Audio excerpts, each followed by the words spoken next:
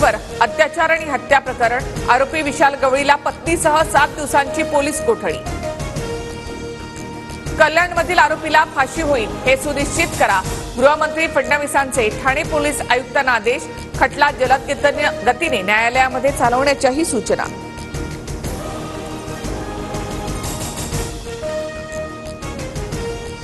सतीश वाघ हत्या प्रकरणामध्ये आरोपी पत्नी मोहिनी वाघला 30 डिसेंबरपर्यंत पोलीस कोठडी. पतीचं अपहरण करून हत्या केल्याचा आरोप. सतीश वाघ पुण्याचे आमदार योगेश टिळेकर यांचे मामा.